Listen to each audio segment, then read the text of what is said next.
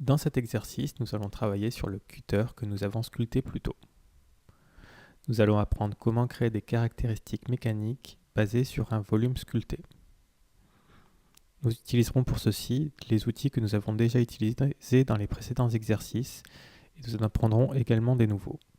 Avant d'aller plus loin, assurez-vous d'avoir le fichier 04 Model from Sculpt Body ouvert dans votre espace de travail. Commençons par créer une coquille sur le volume. Cliquez sur Modify puis Shell. Allez dans l'arborescence et localisez le volume du cutter. Cliquez dessus pour sélectionner comme le volume pour la coquille. Plutôt que d'utiliser les flèches de manipulation, allez dans la boîte de dialogue et changez la valeur pour Shell en 2 mm. Appuyez sur Entrée pour terminer l'opération. Maintenant que le volume est coquillé, nous allons commencer à ajouter des éléments intérieurs. Pour voir l'intérieur, cliquez sur Inspect, puis Section Analysis. Section Analysis vous permet de voir une tranche du modèle basée sur un plan ou une surface de référence. Ceci n'affecte pas la géométrie de l'objet.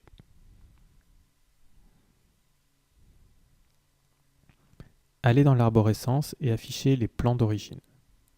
Sélectionnez le plan qui passe par le centre du volume du cutter, en parallèle de la longueur de l'objet.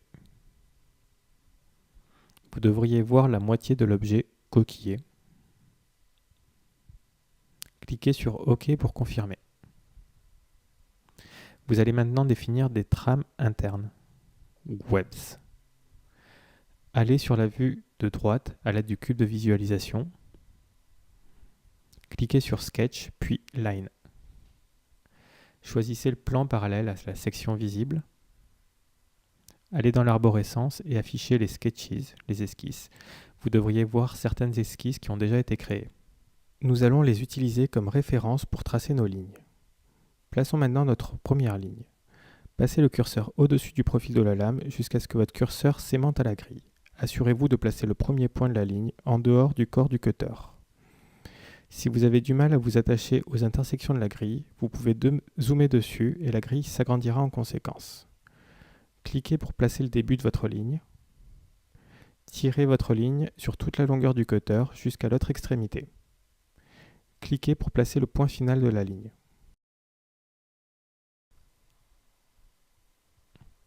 Appuyez sur Escape pour finir la commande. Faites clic droit et sélectionnez Repeat Lines pour recommencer la commande ligne.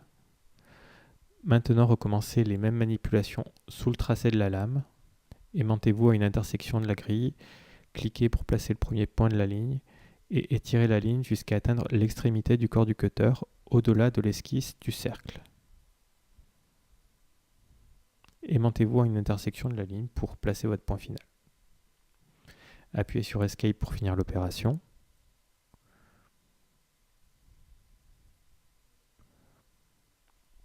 Faites clic droit et sélectionnez Repeat Line à nouveau pour recommencer la commande ligne. Tracez une ligne perpendiculaire aux deux premières. Assurez-vous également qu'elle dépasse au-delà des limites du corps du cutter. Quand vous aurez placé le point final de la troisième ligne, appuyez sur Stop Sketch pour finir l'esquisse. Vous êtes maintenant prêt à créer vos lignes de structure ou web. Cliquez sur Create, puis Webs. Cliquez sur les trois esquisses de lignes que vous venez de faire comme ligne de référence pour votre web.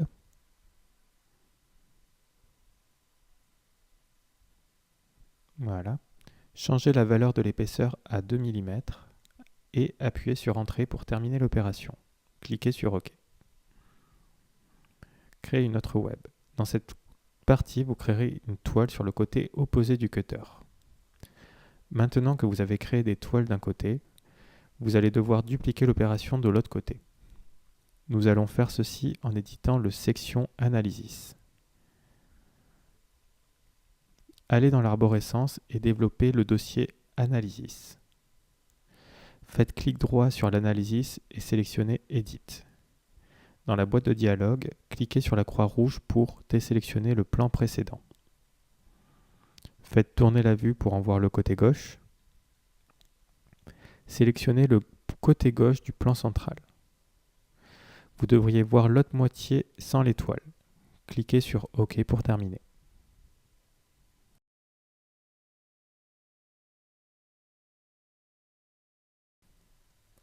Allez dans l'arborescence et affichez l'esquisse que vous avez déjà utilisée pour la toile.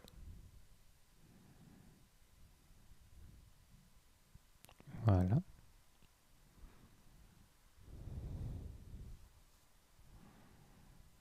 Cliquez sur Create, puis Web à nouveau. Sélectionnez les 3 lignes d'esquisse. Avant de définir l'épaisseur, cliquez sur Flip Direction dans la boîte de dialogue afin que les toiles aient la bonne direction.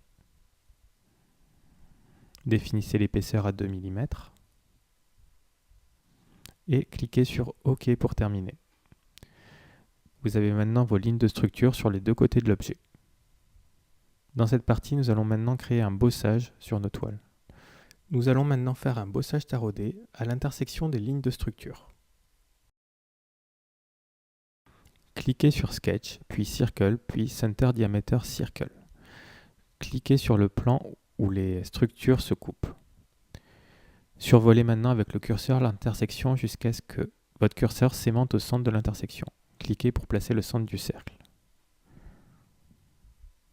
Entrez une valeur de 8 mm pour le diamètre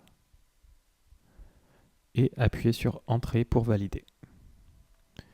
Cliquez sur Stop Sketch pour quitter l'environnement esquisse. Nous allons maintenant faire un cylindre en utilisant l'esquisse du cercle. Sélectionnez le profil du cercle, maintenez la touche Shift pour avoir tous les éléments. Faites clic droit sur le profil du cercle sélectionné et choisissez Extrude. Dans la boîte de dialogue, mettez le paramètre Direction à symétrique. Voilà. Et maintenant, faites glisser le manipulateur de la flèche jusqu'à 19 mm.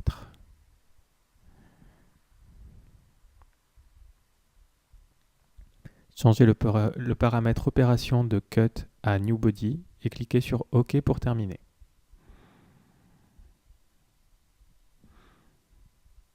Dans l'arborescence, cliquez sur l'ampoule à côté de Analysis pour désactiver la vue de coupe.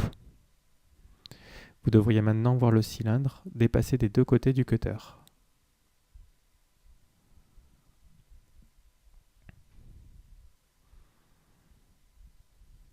Nous allons maintenant faire un perçage au travers de ce cylindre.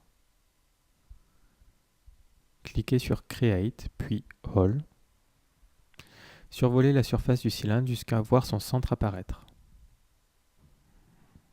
Cliquez sur la surface une fois le centre visible. Ceci aimantera le centre du trou au centre du cylindre. Dans la boîte de dialogue, changez le paramètre All Type en Counterbore. Faites glisser la flèche pour définir la profondeur du trou à 28 mm.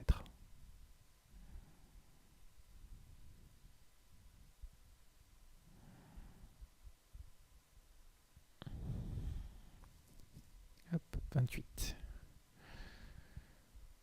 Dans la boîte de dialogue, définissez le diamètre du trou à 3 mm.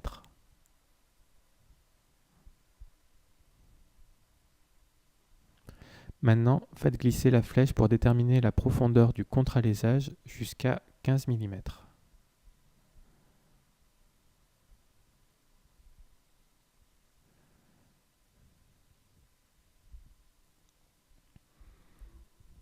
Dans la boîte de dialogue, changez le diamètre du contre-alésage pour 6 mm.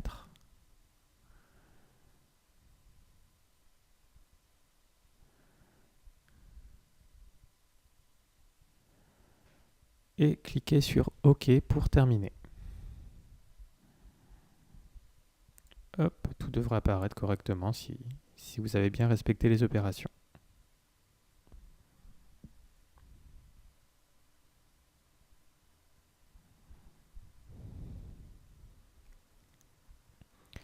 Vous êtes maintenant prêt pour diviser l'objet en deux moitiés. Cliquez sur Modify, puis Split Body. Cliquez sur le corps du cutter comme le body pour la fonction Split, Body to Split. Survolez le plan central et maintenez le clic jusqu'à voir apparaître la boîte de sélection. Voilà, hop. Clic droit. Voilà. Choisissez le premier plan d'origine dans le Splitting Tool avec la boîte de dialogue sur la droite et cliquez sur OK pour terminer. Maintenant que nous avons coupé le cutter en deux, il est temps également de couper le cylindre. Donc faites clic droit et sélectionnez Repeat Split Body et cliquez sur le volume du cylindre comme le Body to Split. Sélectionnez à nouveau le plan d'origine comme Splitting Tool et cliquez sur OK pour terminer. Associer des volumes. Nous allons maintenant combiner les volumes ensemble. Après la commande Split Body, vous devriez avoir 4 objets dans l'arborescence. Nous voulons combiner le cylindre de gauche avec la partie de gauche du cylindre et le cylindre de droite avec la partie de droite du cutter, ce qui nous fera 2 objets au total. Dans l'arborescence, utilisez les ampoules pour masquer les éléments de droite et laissez uniquement ceux de gauche visibles. Voilà. Cliquez sur Modify puis Combine. Nous allons utiliser cette commande pour associer le cutter avec le volume du cylindre où nous avons fait notre trou. Commencez par sélectionner le cutter comme le Target Body et sélectionnez le cylindre comme le Tool Body à combiner avec le Target Body. Laissez l'opération en Join et cliquez sur OK pour terminer. Dans l'arborescence, utilisez les ampoules pour masquer le côté gauche et rendre le côté droit visible. Faites clic droit et sélectionnez Repeat Combine pour utiliser la dernière commande. Nous allons répéter les dernières étapes, mais maintenant pour le côté droit. Sélectionnez le corps du body comme Target Body. Sélectionnez le cylindre comme Tool Body. Laissez l'opération en Join et cliquez sur OK. Séparons-nous maintenant des 2 morceaux de cylindre qui dépassent. Pour ceci, maintenez Shift et ensuite sélectionnez les 2 cylindres. Appuyez sur Delete ou Supre de votre clavier et les 2 objets devraient disparaître. Maintenant, vous devriez avoir le cutter avec un trou et un contre-alésage qui traversent les 2 parties, juste de la façon dont il devrait être fabriqué.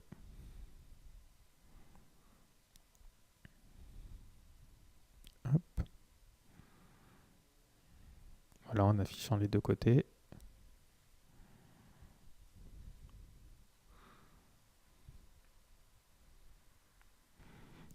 Nous allons maintenant modifier la forme pour voir comment les fonctions que nous avons appliquées vont être affectées par ces modifications. Donc, faisons des modifications.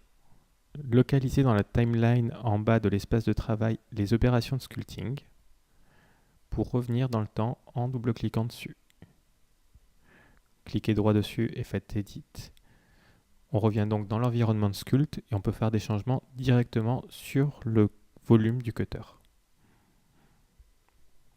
Sélectionnez la vue de gauche sur le cube de visualisation et cliquez sur une face au-dessous du cutter. Faites clic droit et sélectionnez Edit Form. Utilisez la flèche verticale du manipulateur et faites descendre la surface de 5 mm environ.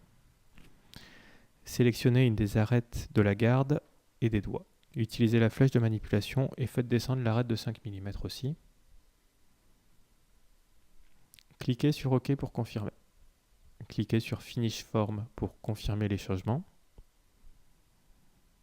Une fois validé, le modèle devrait se mettre à jour automatiquement avec toutes les fonctions en aval toujours intactes. Masquez l'un des 2 côtés pour voir que les toiles que les structures et les trous se sont adaptés aux changements faits sur le modèle sculpté. Et nous avons maintenant terminé pour cet exercice. Maintenant que vous savez comment fonctionne la timeline, vous pouvez sélectionner n'importe quelle commande et l'éditer, faire des changements comme l'épaisseur, la structure, la profondeur ou encore la taille des esquisses. Voilà, merci.